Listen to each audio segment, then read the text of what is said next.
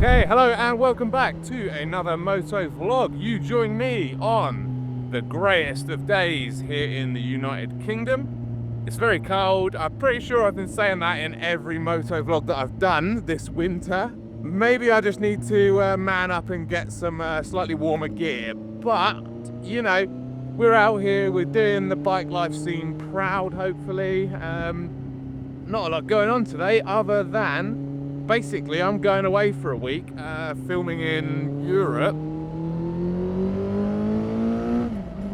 and I need to stockpile some content. So going to be doing a vlog today, going to be doing a couple of little shoots, that kind of thing.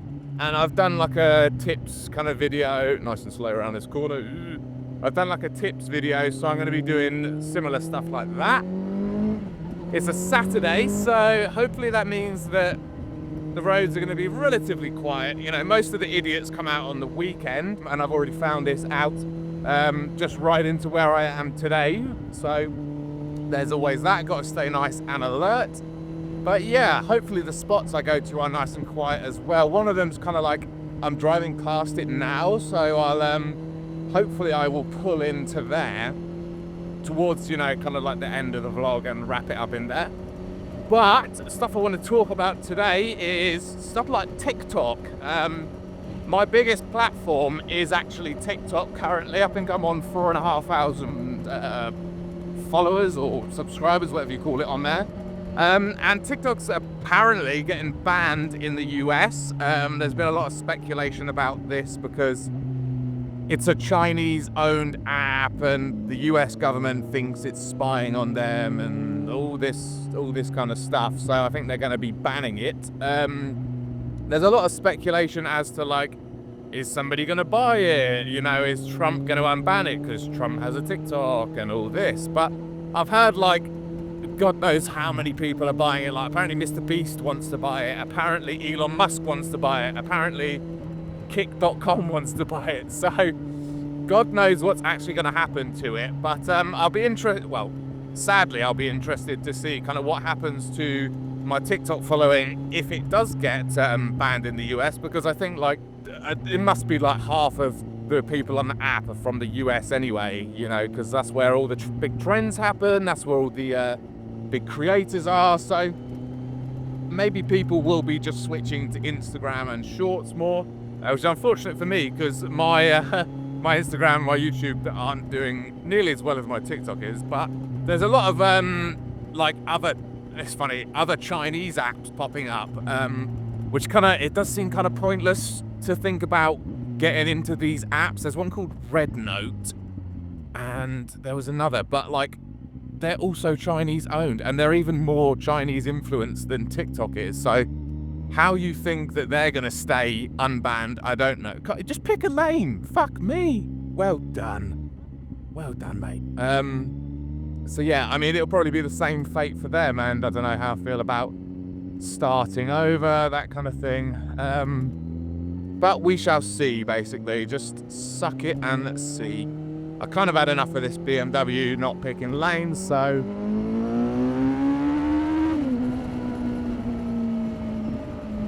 we're just gonna get the hell away from you, because you're a plonker. Outside of that, I don't know if anybody here has seen that watches my vlogs. I've basically done a bike rebuild, which I've been documenting. That is a CBR 1000 RR Fireblade. If you haven't seen those videos, go check them out. They're pretty cool.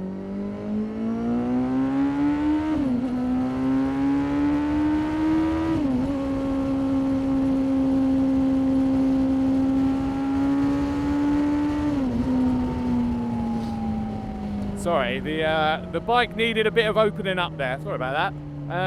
But yeah, check those videos out. They the first one did pretty well, and the second one did compared to the first. But I'm hoping, so I'm going away for a week, but in that week I'm pretty sure the last piece that I'm waiting for is going to get delivered, which is the fairings, and that's the main thing, you know. And hopefully that'll get delivered, and I can make my third and final episode. And then I can basically start making content with the bike, you know, like moto vlogs instead of on the Z. Maybe ride the Z a little bit, but yeah, that's been going good. That's been a lot of fun. Been doing that with my dad, so, you know, nice to get up and see him basically and just talk about the project, because he's had that GSXR project going on, so it's been nice for me to have a little project as well. Hopefully going to be tracking both those bikes now this year. I would be saying next year, but no, we're in 2025 now, so hopefully be tracking those bikes in April. With MSD track days is usually the go-to at Brands Hatch. I think we're going to do, just because that's familiar for my dad. And I think middle of April, because they've got a date in March, but, you know, I don't know how good the weather's going to be, you know, and obviously you don't get a refund if it's raining. I think you do if it is, like, pissing it down, but generally you won't get a refund for, like, bad weather. You'll just have to get on with it, but obviously it takes a lot of the fun out of, you know, the track day. Especially if you don't have a set of wets, which we definitely won't by then. But yeah, very much looking forward to that. So yeah, check that video series out. This is it's kind of a spoiler, it's kind of not. I've got Repsol fairings, which I'm pretty sure I said, and like the reasoning behind getting this go on then. Oh, you're a fucking sausage. Just fucking go. Yeah, check that series out. Yeah, Repsol fairings. And the reason behind me wanting to basically get this exact same fairings that came off was basically so I didn't have to tell the DVLA that there had been a colour change on the bike. And the second reason being was the wheels are in fact orange. So I looked at getting the grey Repsol, but I just thought it would look a bit silly with you know, with orange wheels on. But I'm sure I could have bought, you know, a set of black wheels if I really wanted to, and got, I'm gonna cut in here, I've gone the wrong way. It's okay when I do traffic oopsies, but when cars do it, it's not cool. So yeah, I could have done that.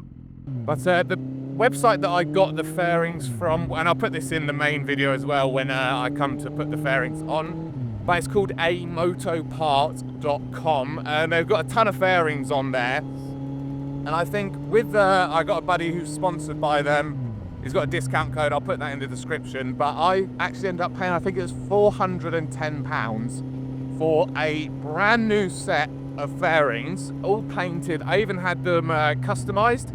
So I took off the, I think it's the Gas Blue Jeans logo and the Michelin logo, and then a couple on the belly pan, you know, because I just don't care for having too many logos. Like the Repsol one's cool, that's the whole point of the livery, but yeah, the other ones I didn't want, so had them taken off. And that's actually free to get them taken off. I think it adds on a little bit extra lead time to your order, but for me, I was going to be waiting for them anyway, so it didn't really make too much difference. And yeah, I ended up paying about £410. My buddy's discount got me about 45 quid off.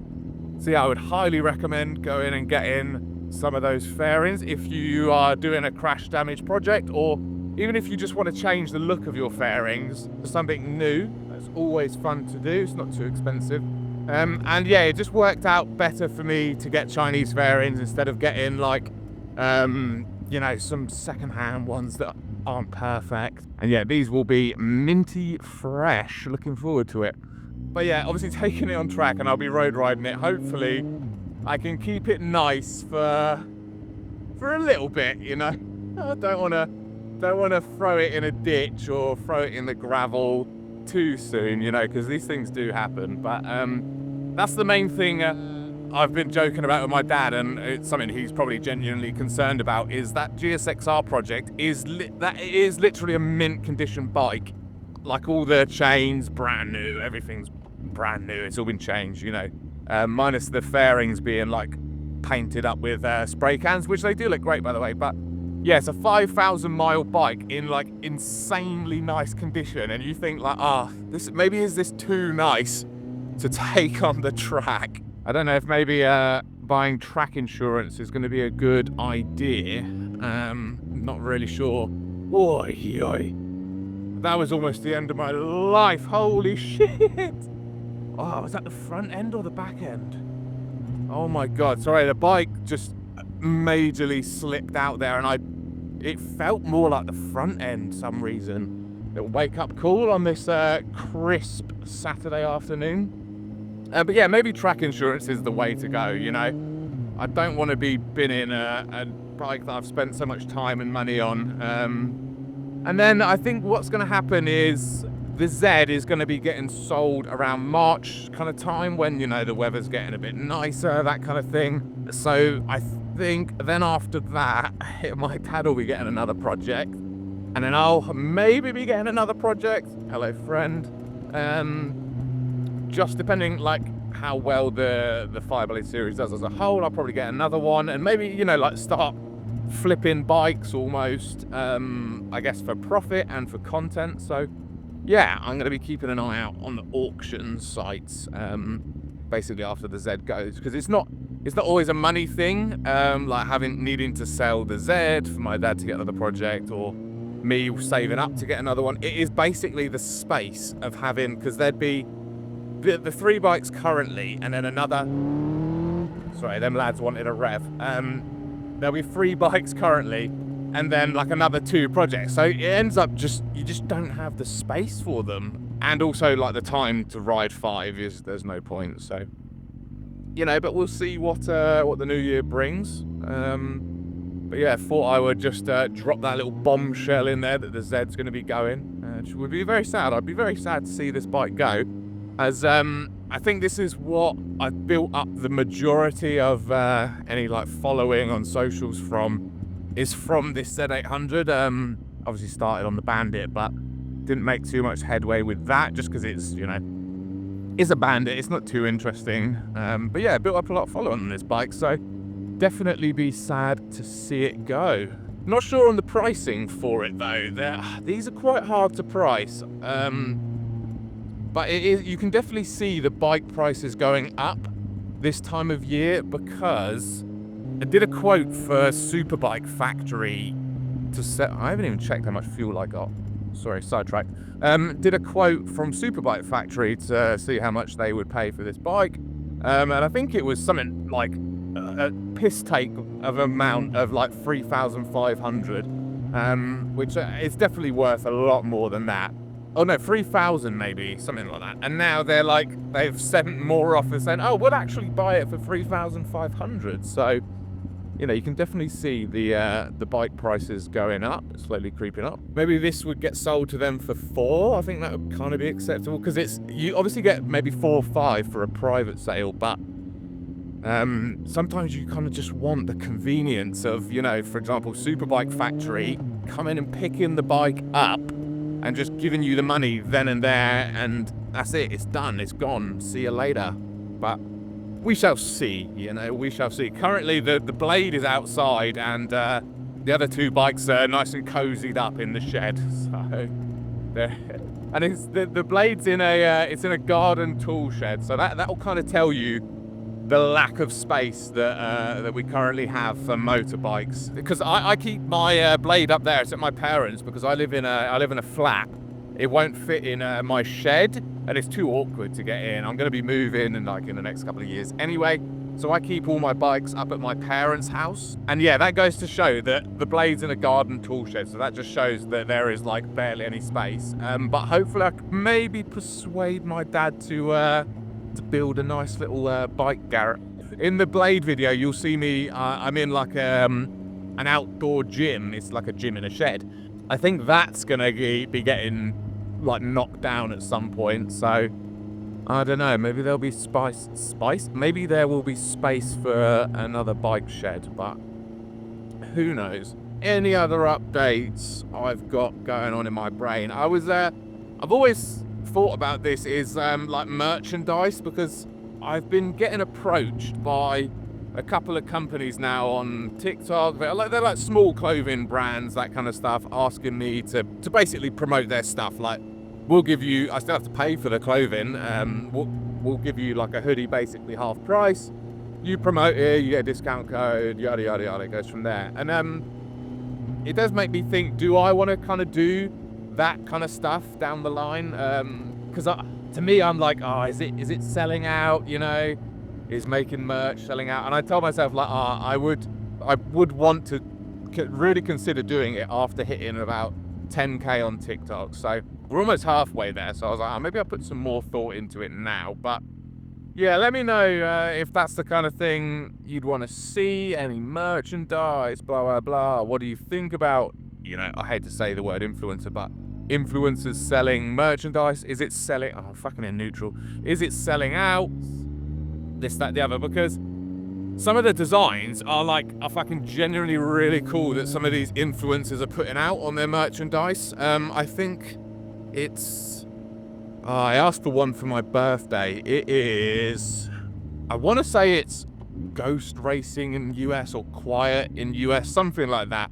And they've got some fucking awesome designs, and they're all designed by the owner of the clothing company, which I thought was awesome. But yeah, I'd want to get stuff designed on like Fiverr. You can pay for people to design stuff, or I'd even do it myself, you know, make it even more authentic. But that's something I'd wait to have a cooler bike with, basically.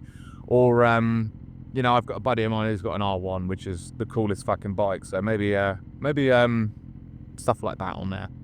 But yeah, it wouldn't even be for the money. I just want to, like, I'd enjoy doing it. I'd enjoy designing and creating and shipping out clothing products, and even making content with them and being able to say, yeah, that's mine, blah, blah, blah.